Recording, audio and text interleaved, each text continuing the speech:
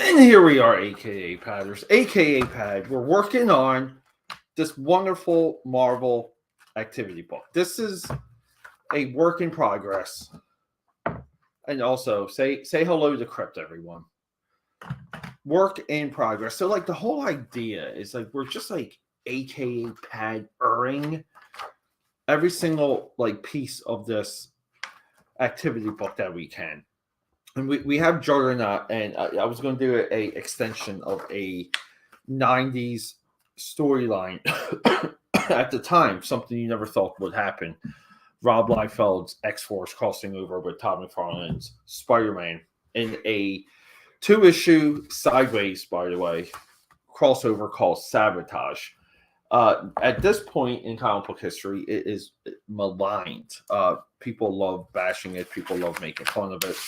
I don't know. I think it's a lot of fun. I think it's a recipe of the day, and again, another comic book project that gives the people what they want. The art. I wanted to let's see real quick though. Let me just check a little bit of what I might have here, what I might have access to, and I do not. I had a Sabotage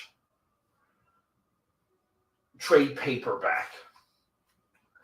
Maybe we'll do something on that, but it's famous because it's an incident that pushed Todd McFarlane out of Marvel Comics through editorial oversight. Todd McFarlane just didn't like the idea that this one character, Shatterstar, would stab Juggernaut through the eye.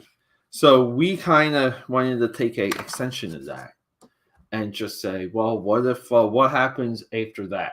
And it's essentially the Juggernaut standing over a crushed Shatterstar, like crushed into the ground. So cheers, and guys, we're only going to shoot for about 30 minutes today, but we are in day 4 of the stream streak. How amazing is that? So I'm going to do like a calendar one of these. In the beginning of every single show, I'm going to just check it off, and we're all going to be able to keep track of it. So let's just get into it. We have Juggy over here, looking giant, looking mean, looking the way he should look, and we're also going to make him beat up and disheveled. Again, like he's a big bruiser. Juggernaut's whole intention in life is to shell out pain, and he has his reasons for it. He's just an unhappy dude. So during this storyline, the Juggernaut was paired with, and it's a little bit too like. Let me just like interrupt myself. The Juggernaut during this time, he was. I want to say he was like a lost character. He wasn't like a focal point, so creators could kind of use him. And by focal point, I mean like he wasn't in any movies yet. He had a slight animated appearance in Pride of the X-Men, the unused pilot, by the way. Pride of the X-Men never got picked up. And then even his appearances in the X-Men 90s animated series, kind of like not stand out, a little bit lackluster, like all of it, right? So, like you would get guys like Rob Liefeld and Todd McFarlane drawing their versions of Juggy, and it would just be amazing. Like, again, like elevating at the time, and Juggernaut too at the time. Like, he was a D-level character. Just not, I just want to say the modern comic book world, and I want to say it's probably due to action figures. Like, really, like Juggernaut kind of was just passe at this time, and we got like an age where Juggernaut action figures actually sold pretty well, and like there you go. Like now everyone uses Juggernaut. Like even now, like in the most recent incarnation of the X-Men, Juggy here is. He's an X-Men member, which is just silly to me. I know he's been a part of the team in the past, namely the red and black era that people kind of forget. And it's okay. Like, it's okay if Juggernaut's being used as a good guy, but like deep down, it should always be like the clock is ticking until he snaps and just starts trashing everyone.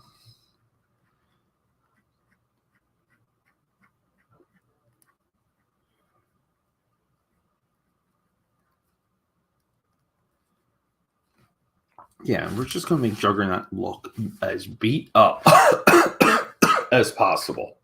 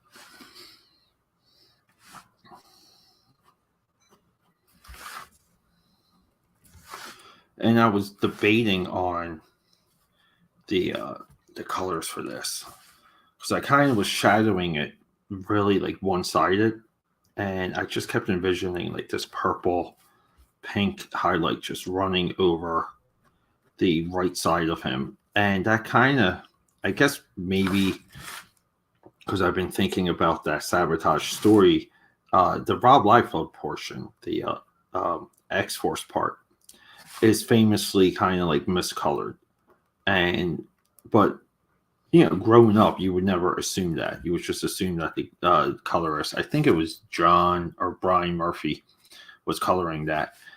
You would think Murphy was just kind of making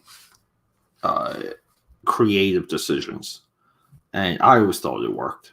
It wasn't until like the modern day that I discovered that it was a like, I think, a misread of the pain tone, the colors being used, the numbering system.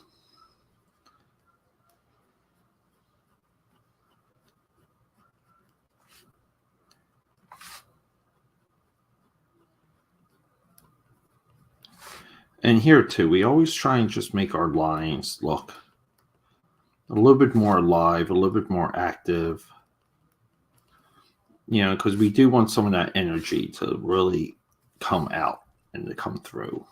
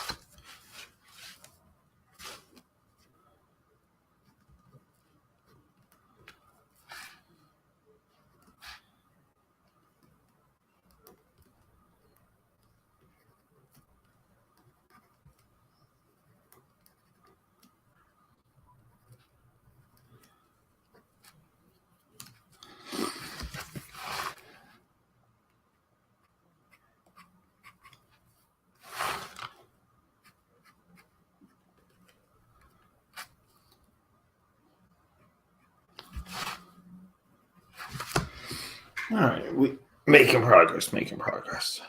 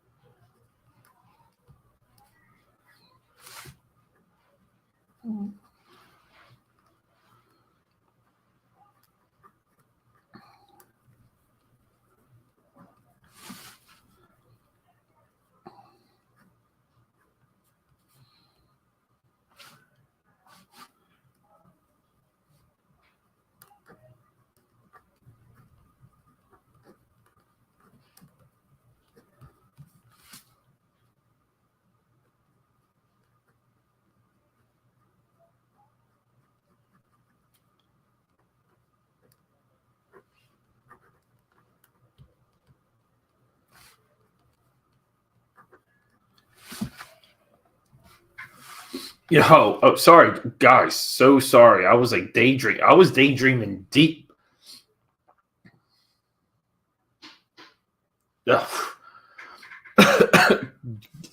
Image Comics afloat, right?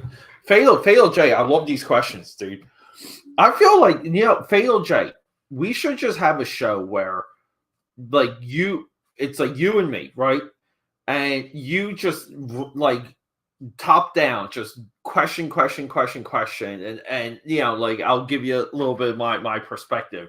I would call it Jay's Curiosities with Pete. And I think, dude, your questions are the best. Let me just thanks, but Dope Juggernaut, we're paying homage here to Sabotage, the storyline that took Todd McFarlane out of Marvel Comics. So we're Juggernaut with the bloody eye because Shatterstar stabbed him through. Levi, what is this, dude? Is this your character? This looks awesome, dude. Yeah, Hank Pink wave. Yeah, dude, I'd like we will. Yeah, dude, like we're like all systems go. Okay, so we will do that, dude. I'll come up with the if you want like a cartoon you and a cartoon me, we'll do like a cool intro, and we can do it all on your channel too, buddy. Okay. So let's get back to the question. What keeps Image Comics afloat? Because right, when was the last time? Outside of like Robert Kirkman, right? What was the last time Image Comics had a book that mattered in American comics? I think that is a very that's a tough question to answer. Like no joke. Just going through logically, okay? Like what I think some of this like plays out like is Image Comics essentially has a licensing fee for their books, right? Like that's well known. So if Image Comics have a licensing fee for, let's just say like we do a book with Captain Chromium. I think Image Comics is getting 5,000 to 3,000 off the bat. So that's not a lot of money. But they have a catalog, right, of 30 or 40 books. I would take that multiple. I would take their average annual output title-wise and multiply that with their licensing fee to get the Image Eye. And then right there you have your baseline of like what they get annually. And then from there, right, I think they can get up to 5% of your book. It might be it's 5, 6, 7%. And then there you can add up all the sales that we know of. And you get a roughly idea. So I don't know, like so the Image Comic office can survive without the success of Image Comic titles. Let me know if that makes any sense, Jay. Yeah, let's get to. Oh, dude, that is cool. Dude, I can't even think of the Washington State University logo right now. I don't even know what that is, dude. That looks awesome. Yeah, but right here though, we're essentially doing Juggernaut just post beatdown on Shatterstar after stabbing his eye, and this is all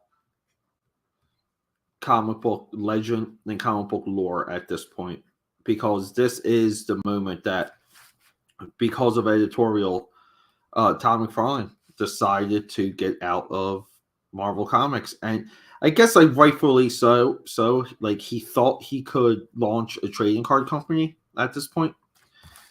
And I really feel like that's the real reason. I think the other stuff McFarlane later, like I don't want to say fabricated, but he exaggerated for sure.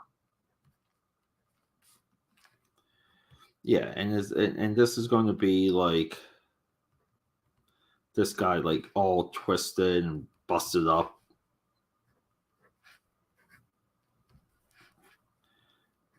Juggernaut just hanging out in like just bloody mess.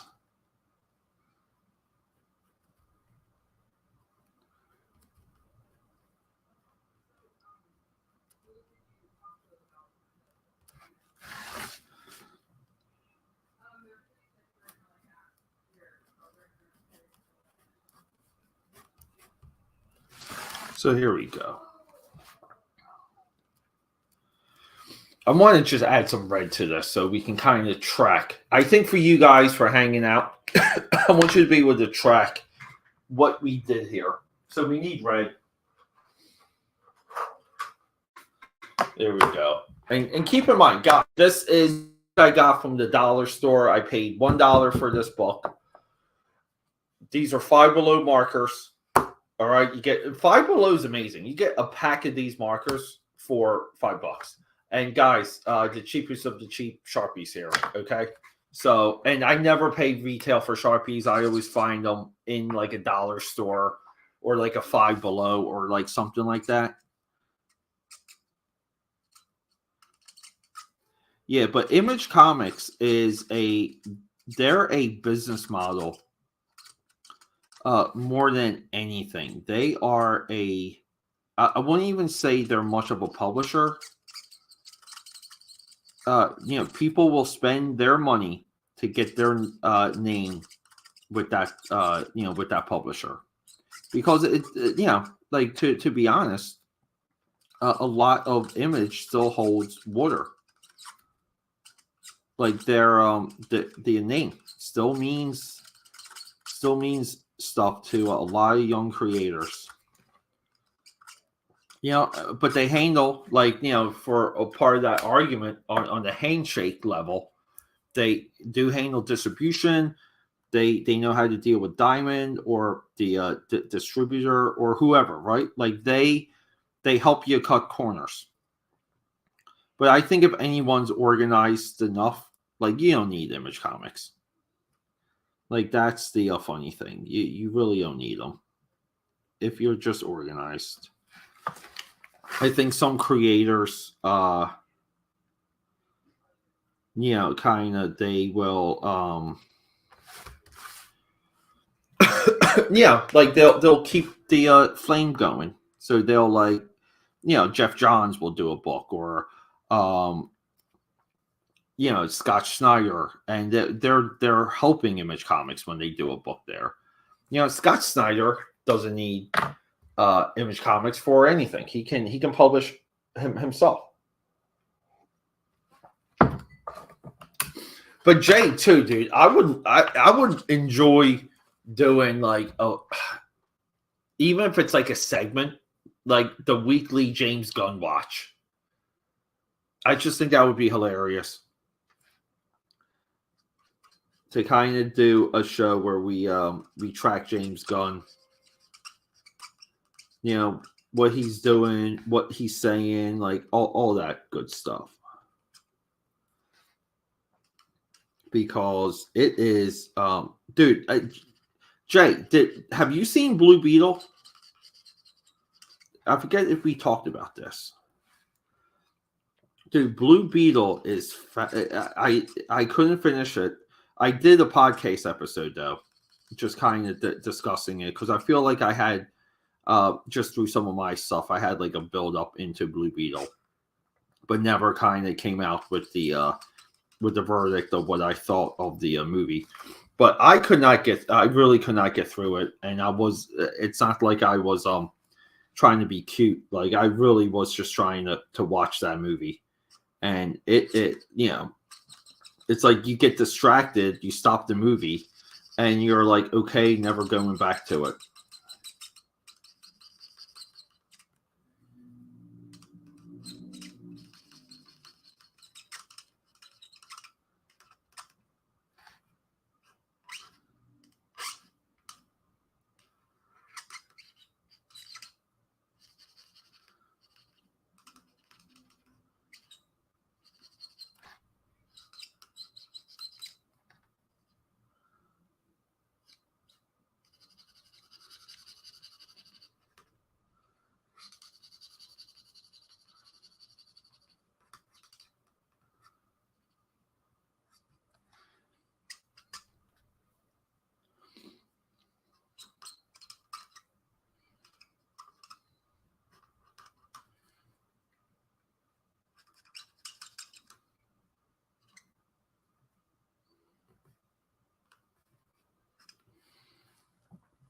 Here we go.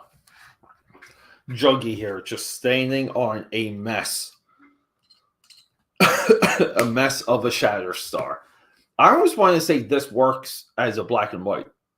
Right? Windblock, what's up, my boy? The Nick, dude. Cheers. You guys, I hate it. Dude, you guys are popping in. I have to get going at 1 o'clock. It's 12:55. I hate it. It does. I know sometimes it takes a while for people to kick in. Yeah, dude. Like here, the angle for the Juggernaut. Like just to be fair, this was presented in the book here. Okay, guys. So, and just again, like let's review what we're doing. So, like this is what's in the book. It's hard to see. So we go from this. And then we add the AKAPAD magic. So we go boom right there. AKAPAD right there. So yeah. So like here, if you guys really kind of just want to do a little bit of a comparison. So here. This is what we're doing with some of these pages. We're just kind of going along. Page by page, and this is hefty. There's a lot in here, a lot of opportunities for cool things. I'm a little happy with just this as is. I don't know if I'm going to play with it anymore. I don't know. I kind of wanted to do the coloring from the original X-Force issue because there were so many pink highlights in this issue. Yeah, I'm getting a little bit of the impulse for that. All right, guys, I may have to Windblock. Here we go. Yeah, dude. Well, that's why we like review, and that's why I like doing like a series, kind of like a sketchbook challenge, and getting to that right early. I don't like. I'm going to be working on this, so I'll preview this. Oh, and also, guys, my video on this is dropping as soon as I get off. So be on the lookout for the fall of Tom McFarlane as illustrate. You know, we're going to illustrate that point here using that. But we had someone, Norrin Rag was in chat last night, and him and I were dicking around about doing DC. Mashing up DC characters with Disney characters. So we came up with Aladdin, Nightwing, and Dr. Fate, Jafar. So I'm going to work on these, okay? And I think I'm going to make these into a couple of T-shirts for you guys if you guys wanted to get those. And yeah, all available on akapad.com. So, all right, guys, I hate to do this. I do have to go. But we are guys, we're day 4 in our stream streak. So we're doing pretty good. we're doing good, guys. We got good momentum. Thank you so much.